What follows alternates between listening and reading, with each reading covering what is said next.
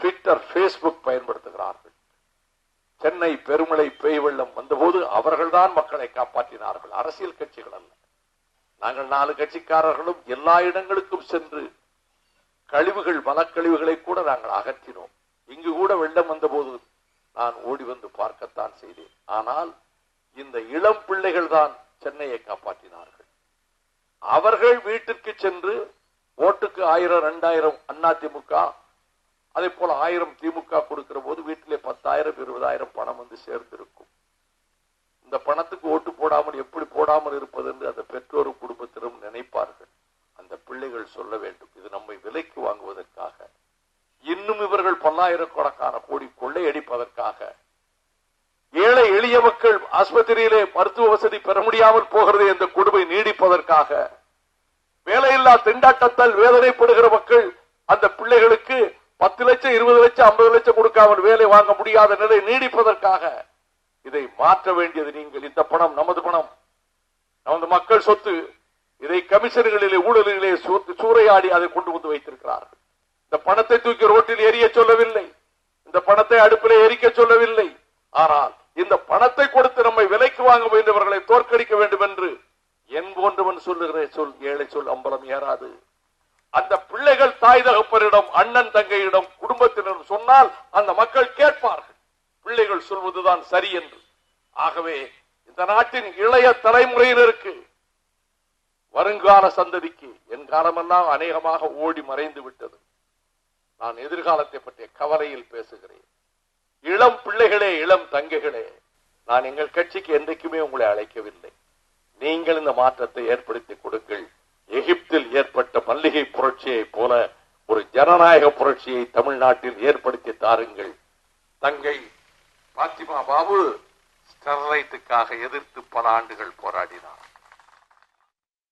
தமிழகத்தை பொறுத்த வரைக்கும் திமுக, அதிமுக இந்த 2 கட்சிகளுமே ஆட்சியிலிருந்து அகற்ற வேண்டும். ஏன் அப்படின்னா திமுக, அதிமுக இந்த 2 கட்சிகளுமே தங்களுக்குள்ளேயே ஒரு கூட்டணி வந்து அமைச்சுக்கிட்டு இருக்காங்க. இதையே மாற்ற வேண்டும், ஆட்சியிலிருந்து அகற்ற வேண்டும் அப்படின்னா கண்டிப்பாக இன்னைக்கு இருக்கக்கூடிய இளம் வாக்காளர்கள் நினைச்சா அது கண்டிப்பாக சாத்தியமாகும். ஓட்டுக்கு யாருமே பணம் வாங்காம உண்மையான ஒரு மாற்று சக்திக்கு அவங்க வாக்களிச்சாங்க அப்படின்னா கண்டிப்பாக இந்த நிலையை நாம் அடையலாம் அப்படிங்கிற ஒரு விஷயத்தை ஒரு கோரிக்கையாக வச்சு தன்னுடைய தேர்தல் பிரச்சாரத்தை நிறைவு செஞ்சிருந்தார் தூத்துக்குடியில் வைகோ அவர்கள். அடுத்ததாக நம்ம பார்க்க இருக்க போற தேர்தல் பிரச்சாரம் யாருடையது அப்படின்னா திமுகவுடைய பொதுச் செயலராக இருக்கக்கூடிய அன்பழகன் அவர்களுடைய தேர்தல் பிரச்சாரம் தான். தன்னுடைய தேர்தல் பிரச்சாரத்தின் போது நான் வந்து கிட்டத்தட்ட 80 ஆண்டு காலத்திற்கும் மேல திமுகவினுடைய அடிமட்ட தொண்டனாக இப்பொழுது இருந்து கொண்டிருக்கிறேன். என்னுடைய நினைப்பு என்ன அப்படின்னா இப்போது இருக்கக்கூடிய அதிமுகவினுடைய அரசு கண்டிப்பாக அகற்றப்பட வேண்டும். ஏன்னா அதிமுகவினுடைய அரசுல மக்கள் யாருமே நிம்மதியாக இல்லை. ஆகவே நீங்களும் திமுகவிற்கு வாக்களிக்க வேண்டும் அப்படிங்கிற விஷயத்தை வலியுறுத்தி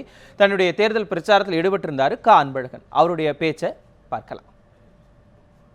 80 ஆண்டு காலம் இந்த இயக்கத்தில் இருக்கிற திராவிட முன்னேற்ற கழக தோழனாகியதான் உங்களை எல்லாம் வலியுறுத்தி கேட்டுக்கொள்வது, இந்த ஆட்சியை விட கேடுகட்ட ஆட்சி வேறு இருக்காது. இந்த ஆட்சியை போல பொதுமக்களை மதிக்காத ஒரு ஆட்சி இருக்க முடியாது. இந்த ஆட்சியை போல தமிழர்களை துப்புகிற கேவலப்படுத்துகிற ஒரு ஆட்சி இருக்காது. எனவே அப்படிப்பட்ட இந்த ஆட்சியில் இருக்கிற இந்த அம்மையார் அவர்கள் நீடித்து இருக்காமல் செய்ய இந்த இயக்கத்தை, இந்த ஆட்சி பொறுப்பில் இருந்து அவர் மிரட்டப்பட தகுந்த ஒரு முடிவு எடுப்பதற்கு நம்முடைய அன்பழகன் அவர்களுக்கு நீங்கள் வாக்களிப்பதன் மூலமாக அந்த வெற்றியை பெற வேண்டும் என்று கேட்டுக்கொள்கிறேன். இப்பொழுது இந்த 5 ஆண்டுகளில் அவர் எப்படிப்பட்ட சிரமத்தை நமக்கு தந்தார்களோ அந்த சிரமத்தை தொடர்ந்து தருவார்கள்.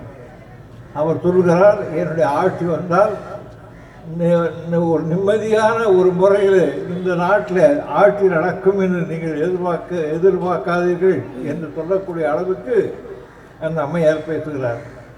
நான் உங்களை எல்லாம் கேட்க விரும்புகிறேன், இந்த 5 ஆண்டு காலத்தில் எவ்வளவு கஷ்டங்கள் மக்களுக்கு, எவ்வளவு வேதனையான நிகழ்ச்சிகள் தமிழ் மக்களுக்கு, எவ்வளவு துன்பத்தில் ஆழ்ந்தார்கள் தமிழ் மக்கள். இந்த சென்னையை சுற்றி இந்த எல்லா பகுதியிலும் எவ்வளவு பெரிய வெள்ளம் வந்தது, எப்படிப்பட்ட வெள்ளத்தில் மக்கள் தவித்தார். அந்த நேரத்தில் அந்த மக்களை காப்பாற்ற ஒரு முதலமைச்சர் முறையில் அவருடைய கடமை இல்லையா? அவருக்கு அந்த பெரிய பொறுப்பு இல்லையா? அவர் அந்த அளவு பெரிய மதிப்பை பெற்றவர் அல்லவா. அந்த மதிப்பை பெற்றவராக இருக்கக்கூடிய நம்முடைய அம்மையார் அவர்கள் அந்த மக்களுக்காக இறங்கி வந்து அவருடைய கஷ்டத்தை பார்த்து அவர்களுக்கு நன்மை செய்யக்கூடிய முறையில் எதையாவது செய்தாரா என்று எண்ணி பார்க்கிறேன். எனவே எதையும் செய்யாமல், கஷ்டப்படுகிற போது எதையும் செய்யாமல், கஷ்டப்படுகிறவர் கஷ்டத்தை எல்லாம் அவரை தாங்கி கொண்டு எப்படியோ தத்தளித்து முன்னுக்கு வந்து விட்டால் அதற்கு பின்னர் நான் தான் இந்த அமைதியை உண்டாக்கினேன், நான் தான் இந்த அமைதியை காப்பாற்றுகிறேன், நான் தான் இந்த ஆட்சியை தருகிறேன் என்று சொல்லி நம்மிடத்தில் ஓட்டு கேட்கிறார். நீங்கள் தயவுசெய்து எண்ணி பார்க்க வேண்டும். இந்த அம்மையார் அவர்கள் இதற்கு முன்னால் எத்தனை முறை ஆட்சியில் இருந்தார். முதல் தடவை ஆட்சியில் இருந்தப்போ அந்த அம்மையார் மீது பெரிய குற்றச்சாட்டு இல்லை. அதுக்கு அடுத்த தடவையில் ஆயிரக்கணக்கான கோடிக்கணக்கான ரூபாயை அந்த அம்மையார் சுருட்டி விட்டார் என்ற குற்றச்சாட்டு நீதிமன்றத்திற்கே வந்தது. உயர் நீதிமன்றத்தில் வழக்கு நடைபெற்றது. இந்த உயர் நீதிமன்றத்தில் நடைபெற்றது, கர்நாடகத்தில் நடைபெற்றது, உயர் நீதிமன்றம், அகில இந்திய உயர் நீதிமன்றத்தில் கூட அந்த வழக்கு நடக்கிறது. அந்த வழக்கு தொடர்ந்து நடந்து அந்த அம்மையார் தண்டிக்கப்பட்டு 2 முறை தண்டிக்கப்பட்டு சிறைச்சாலைக்கு சென்று மறுபடியும் விடுதலை பெற்று வெளியே வந்து மறுபடியும் அமைச்சராக ஒரு அமைச்சராக இருந்த ஒருவர் இப்படிப்பட்ட குற்றச்சாட்டுக்கு ஆளாகி கடுமையாக தண்டிக்கப்பட்டு அதற்கு பின்னர் மறுபடியும் வெளியிலே வந்து மறுபடியும் அமைச்சராக இருந்து நான் அமைச்சராக இருந்தேன் என்று சொன்னால் யாருக்கு பெருமை, யாருக்கு அது நன்மை, யாருக்கு அது உண்மை என்று தயவுசெய்து நீங்கள் எண்ணி பார்க்க வேண்டும். தமிழகத்தில் பல்வேறு ஊழல்களில் ஈடுபட்ட முதலமைச்சர் செல்வி ஜெயலலிதா மறுபடியும் முதலமைச்சராக வரக்கூடாது, ஆகவே எல்லாரும் திமுகவுக்கு வாக்களிக்க வேண்டும் அப்படிங்கிற ஒரு கோரிக்கையோட தன்னுடைய தேர்தல் பிரச்சாரத்தை நிறைவு செஞ்சிருந்தார் அன்பழகன். அவருடைய பேச்சுக்கு எடுத்தோம். அடுத்ததாக பாஜகவினுடைய மூத்த தலைவர்களுள் ஒருவராக இருக்கக்கூடிய எச் ராஜாவினுடைய தேர்தல் பிரச்சாரத்தில் தமிழகத்தில் இருக்கக்கூடிய கல்வியின் நிலை எப்படி இருக்கிறது, ரொம்பவே தரம் குறைந்து போய்விட்டதாக பல்வேறு குற்றச்சாட்டுகள் முன்வச்சு தன்னுடைய தேர்தல் பிரச்சாரத்தில் ஈடுபட்டிருந்தார் எச் ராஜா. அவருடைய பேச்சை இப்போ பார்க்கலாம். தமிழனுக்கு, தமிழகத்திற்கு அவர்கள் எந்த முன்னேற்றத்தையும் கொடுக்கவில்லை. தமிழ் மொழியை பற்றி பேசியவர்கள் குழந்தைகளெல்லாம் இன்று சிபிஎஸ்இ பள்ளிக்கூடத்திலே ஹிந்தியும் சமஸ்கிருதமும் படிக்க வைத்து கொண்டிருக்கிறார்கள்.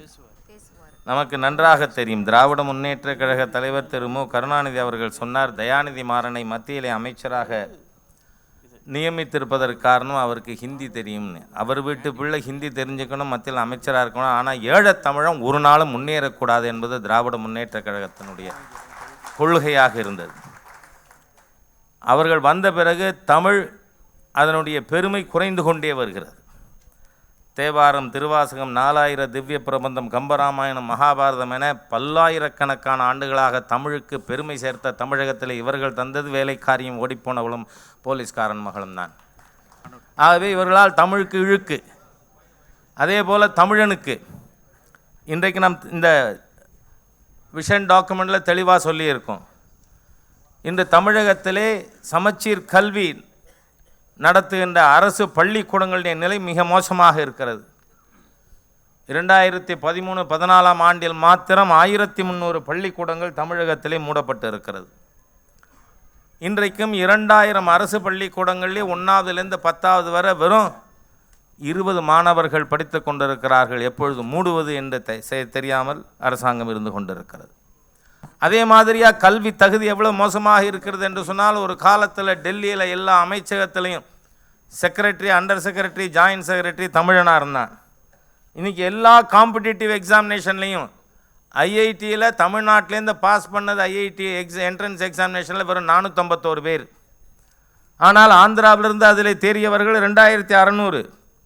இந்த 451லையும் வெறும் 28 பேர் தான் சமச்சீர் கல்வியிலே படித்தவர்கள். ஆகவே இந்த திராவிட கட்சிகள் 50 ஆண்டுகளாக தமிழ் மாணவர்களை தயார்படுத்துவதை விட்டுவிட்டு போட்டி தேர்வுகளே கூடாது என்று பேசுகின்ற அளவிற்கு இந்த தமிழகத்தில் ஹியூமன் ரிசோர்ஸே ஒரு அறிவுடைய சமுதாயமாக உருவாக்காமல் இவர்கள் தமிழனை தரம் தாழ்ந்த செய்திருக்கிறார்கள். தமிழகத்துக்கு இந்த திராவிட கட்சிகள் என்னென்ன நல்ல விஷயங்கள் செஞ்சிருக்காங்க? எதுவுமே செய்யல. தமிழை தலைகுனிய வச்சதுதான் இவங்க செஞ்ச சாதனைகள்.